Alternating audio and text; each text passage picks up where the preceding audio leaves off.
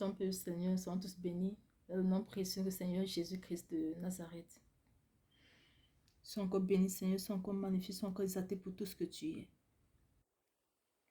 Que ton nom soit encore glorifié. Toi qui sais toutes choses, et toi qui nous aimes même plus que nous. Que ton nom soit encore magnifié en cet instant. Au nom puissant de Jésus de Nazareth. Amen. Et Père Seigneur, soyons tous bénis. Je suis que Sœur Marjolie, la prophétesse est un des amis. Et il me fait encore la grâce maintenant ce jour de venir partager avec toi ce précieux message du Père Seigneur. C'était le dimanche 10 décembre 2023. J'ai mon temps de prière d'intercession. Le Seigneur m'a donné ce message pour chacun de nous. Le Seigneur m'a dit, mon peuple ne réussit pas parce qu'il ne me consulte pas avant de faire toutes choses. Je répète encore, mon peuple ne réussit pas parce qu'il ne me consulte pas avant de faire toutes choses, ainsi parle l'Éternel des amis. Le peuple Seigneur, soyons encore tous bénis. Mon frère, ma soeur, la parole de Dieu déclare dans Jacques 4, verset 14. Vous qui ne savez pas ce qui arrivera demain, car qu'est-ce que votre vie? Vous êtes une vapeur qui paraît pour un peu de temps et qui ensuite disparaît. Et puis, Seigneur, la parole de Dieu dit dans Jacques 4, verset 14, que nous sommes comme de la vapeur, que l'homme est comme de la vapeur qui apparaît pour un peu de temps et qui disparaît ensuite aussitôt. Le Seigneur dit encore dans sa parole, Seigneur, que nous ne sommes rien sans lui, l'Éternel des amis. Parce que nous ne sommes que la créature. Il est le créateur, il sait toutes choses. Comme pour dire quoi, mon frère, ma soeur, sur cette terre-ci, aussi longtemps qu'on ne marche pas sur les voies du Seigneur, alors sachons que ce qui nous attend devant n'est que la désolation. Le Seigneur m'a dit, peut-être mon frère, ma soeur, que nous, en tant que chrétiens, qui nous prions matin, midi, soir, que ouais, je n'avance pas, je fais tes projets, ça ne marche pas, je fais ça ne marche pas, la société décrit tout ce que je fais, ça ne marche pas, ça n'avance pas. Il me dit, il m'envoie partager ton mon frère, ma soeur, que si jusqu'à aujourd'hui, les chrétiens n'avancent pas, son peuple n'avance pas, même pas seulement les chrétiens, soit les païens, soit chrétiens, nous sommes tous son peuple, que si jusqu'à aujourd'hui, on n'avance pas, c'est parce que on ne le consulte en rien du tout. Même les païens sont plus sages que nous. Le païen même, qui sait son faux Dieu, va toujours demander son faux Dieu si le projet qu'il va faire va réussir ou pas. Mais nous, en tant que chrétiens, on ne consulte pas le Seigneur. On se lève, on court, on va faire le projet. Et quand ça rate, la première personne qu'on accuse, c'est notre Seigneur, comme si c'était notre ami. Avons-nous eu des gens dans la parole du Seigneur qui ont réussi, qui ont fait des exploits parce qu'ils consultaient le Seigneur en toutes choses? Oui. Ils ont les ans des apôtres. Lorsqu'on lit la parole du Seigneur, la parole de Dieu nous démontre que les apôtres consultaient le Seigneur en toutes choses. Et le Seigneur les utilisait puissamment dans les miracles, dans les prodiges. Et les âmes étaient gagnées. Parce qu'ils marchaient sur la volonté parfaite du Seigneur. Parce qu'ils étaient amoureux en eux, c'est Christ qui vivait en eux. Ils ont les âmes des apôtres du Seigneur. Lorsque Judas Iscariote s'était suicidé et qu'il fallait choisir une autre personne pour remplacer la place, pour prendre la place de Judas Iscariote, regardons ce que les apôtres avaient fait dans Acte 1, verset 23 à 24. Ils présentèrent deux Joseph appelé Barsabas, surnommé Justus et Matthias. Puis ils firent cette prière. Seigneur, toi qui connais les cœurs de tous, désigne lequel de ces deux tu as choisi, afin qu'il ait part à ce ministère et à cet apostolat que Judas a abandonné pour aller en son lieu. Il tirait au sort et le sort tomba sur Matthias qui fut associé aux 11 apôtres. Le Seigneur, dans la parole se trouvent des hommes qui ne marchaient pas selon les chairs, qui savaient qu'ils ne sont que de la vapeur, qui apparaît, qui disparaît aussitôt, qui savaient qu'ils ne sont que des l'herbe qu'on foule au pied, qu'on jette après qu'on brûle, qui savaient qu'ils ne sont rien sans le Seigneur. Alors, ils consultaient le Seigneur en touche parce qu'ils savaient qu'ils ne connaissent rien du tout. Pour choisir celui qui a remplacé Judas Iscariote, ils avaient consulté le Seigneur. Parce que par le chair, ils pouvaient prendre la mauvaise personne. Par le chair, ils pouvaient prendre la personne qui n'a pas vraiment les qualificatifs qu'il faut pour être apôtre. Mais comme ils savent qu'ils ne sont rien et que le Seigneur sait toutes choses, et que le Seigneur lit même dans les profondeurs de nos cœurs, le Seigneur connaît si nous sommes sincères dans son nouveau pas. Ils étaient allés construire le Seigneur au cœur de la prière. Et le Seigneur avait désigné qui Matthias comme étant le 12e apôtre. Nous avons encore l'exemple de Josué dans la parole. Josué était un prophète qui construit le Seigneur en toutes choses. On dit qu'il gagnait tous ses combats. Mais regardons, la seule fois que le prophète Josué n'avait pas construit le Seigneur, regardons ce qui s'était passé pour le Seigneur. Regardons la seule fois que le prophète Josué n'avait pas construit le Seigneur. Écoutons ce qui s'était passé. Dans Josué 9, versets 3 à 4, la parole de Dieu déclare, 3, 4 et 14. Les habitants de Gabaon, de leur côté, lorsqu'ils apprirent de quelle manière Josué avait traité Jéricho et Haï, eurent recours à la ruse et se mirent en route avec des provisions de voyage. Ils prirent de vieux sacs pour leur âme et de vieilles oucres à vin déchirées et recousues.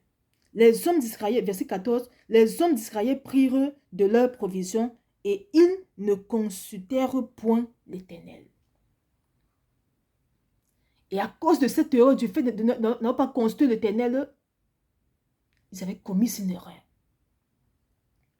Le peuple les habitants de Gabaon avaient utilisé la ruse pour les tromper. Mais comme ils n'étaient pas allés demander au Seigneur pour savoir qui étaient les habitants de Gabaon et qui se sont fiés à leur apparence, ils se sont fiés à ce qu'ils leur ont dit, ils sont tombés dans le piège. Vous pouvez continuer à lire pour comprendre ce qui s'était passé pour le Seigneur. Alors nous ressortons de là pour le Seigneur. Qu'à chaque fois qu'on fait toutes choses et qu'on ne conçoit pas le Seigneur, c'est l'échec qui nous attend devant. C'est là où le Seigneur m'envoie partager ton mon frère, ma soeur, que nous ne réussissons pas en tant que son peuple parce que nous ne le consultons pas.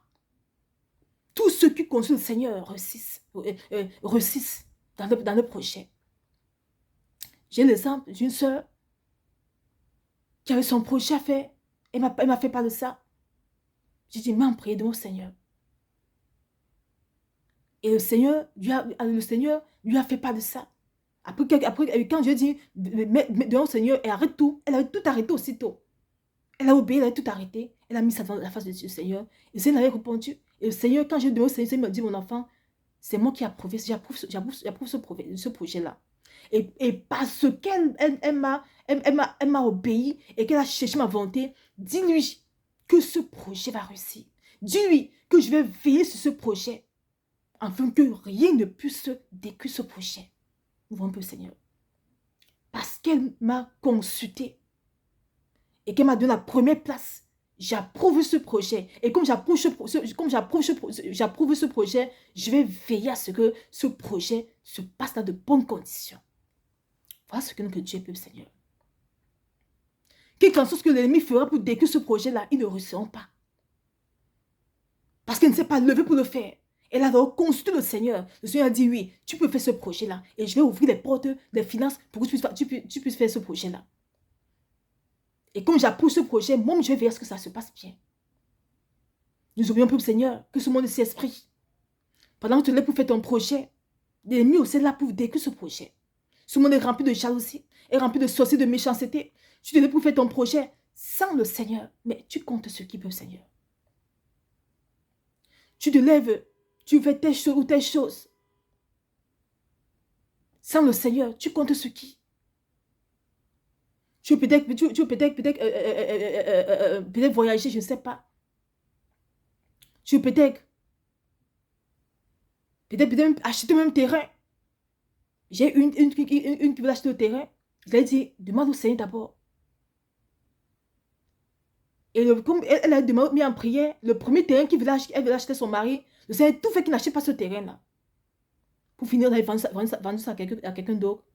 Le Seigneur me dit maintenant que dis-lui que c'est moi qui ai permis qu'il n'achète pas ce terrain-là. Parce que ce terrain devait causer beaucoup de problèmes, beaucoup d'ennuis. Mais le second terrain qu'ils ont trouvé, dis-lui que j'approuve ce terrain-là. C'est bon. Ils peuvent faire tout projet qui décide ce terrain-là. J'approuve. Et dans ça, tu réussis pour le Seigneur. Parce que la main de l'Éternel est sur ça. L'Esprit de Dieu est sur ça. Sur ce projet-là.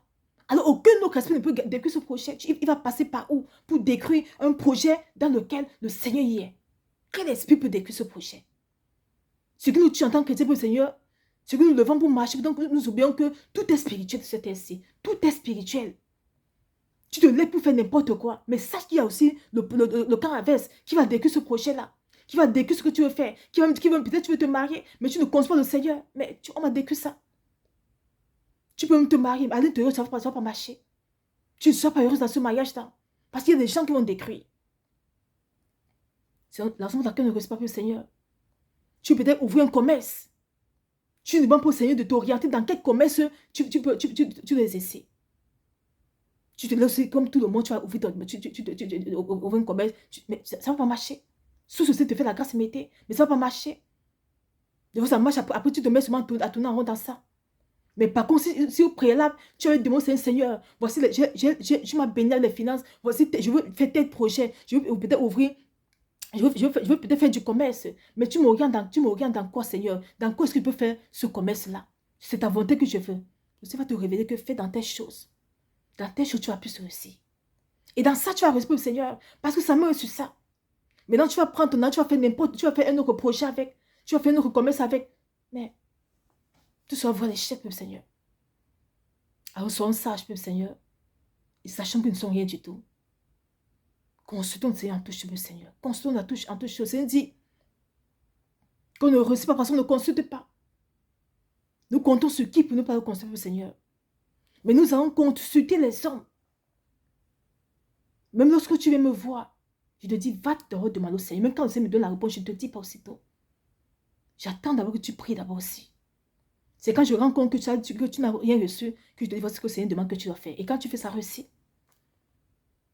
Parce que nous ne sommes pas des noms. Je ne veux pas qu'on me considère. Nous ne sommes pas des marabouts. Chacun doit construire le Seigneur. Si le Seigneur me parle, il peut aussi te parler. Pour moi, c'est de me motiver à ce que tu arrives, à ce que tu grandis au sein du Seigneur. Si le Seigneur nous parle, il peut aussi te parler. Alors, va demander au Seigneur. Demande au Seigneur. Demande au Seigneur qui te parle. Si tel projet que tu veux faire, si telle chose que tu veux faire, elles sont savantes ou pas. Si te dit oui, tu t'avances, tu te dis non, et tu t'arrêtes. Et tu attends qu'il te parle. Ou tu lui proposes un autre projet. Voici autre chose que je fais, papa. Qu'est-ce que tu en dis de ça? Peuple Seigneur, il est temps de retourner vers notre Créateur. Il est temps de retourner vers le seul berger de notre vie, Peuple Seigneur. Il est temps de retourner vers lui. Il s'appelle Jésus qui Nazareth. Retournons vers notre berger. Il est le seul berger de notre vie. Il est le seul pasteur et gardien de notre grand peuple, Seigneur. Cherchons à avoir une intimité avec lui. Dans l'intimité, tout se trouve, peuple Seigneur. Dans l'intimité, la vie se trouve. Dans l'intimité, la réussite se trouve. Mais la différence, c'est quoi? C'est la réussite selon la volonté parfaite du Seigneur qui se trouve. Et la fin, c'est le salut. C'est notre salut, peuple Seigneur. Parce que ça veut dire que nous sommes des puits. Où est-ce que c'est maman, peut-être, peuple Seigneur, que son peuple ne réussit pas parce qu'il ne le consulte pas. Alors le Seigneur est meilleur, peuple Seigneur, que tu le consultes dès à présent dans tout ce que tu fais. C'est mieux que tu le consultes. C'est important. S'il ne te parle pas, demeure dans sa face. Et si tu te poses une question, il ne te répond pas, prends un temps de jeûne de repentance. Il y a quelque chose. C'est ce qu'il m'a dit de dire à une autre personne qui m'a dit, ma soeur, je parle depuis au Seigneur, ça fait des années que je suis le Seigneur, il me parle pas, il me dit, dis-lui que c'est parce qu'elle est très loin de moi, que les œuvres qu'elle a commises l'ont éloignée de moi, elle est très loin de moi. Toutes les œuvres qu'elle a commises l'ont éloignée de moi. Maintenant, dis de prendre, de prendre un temps de chine de repentance devant ma face et je vais me glorifier en elle. Elle avait fait. Dans les 3 jours de jeûne de repentance à fruit. Et le Seigneur n'avait pas pu, Seigneur. Elle m'a écrit tantement content, étant ébloui, tantement, elle dit, ma soeur, depuis les années que je suis au Seigneur, mais le Seigneur m'a parlé en parlant en songe. Et le Seigneur lui a dit ceci dans le songe. Ne retourne plus en arrière. Continue. Le peuple Seigneur, il est temps qu'ensemble aussi, nous cherchons dès à présent à avoir coûte une intimité au Seigneur. Et l'intimité se naît en le consultant en toutes choses. C'est dans tout ce que tu fais, tu lui parles. Même s'il ne te répond pas, parle-lui. C'est ce qui m'avait appris moi aussi. Moi, je ne savais pas. Il m'a dit de lui dire tout ce que je fais. Il voit tout, il sait tout. Mais on doit lui parler.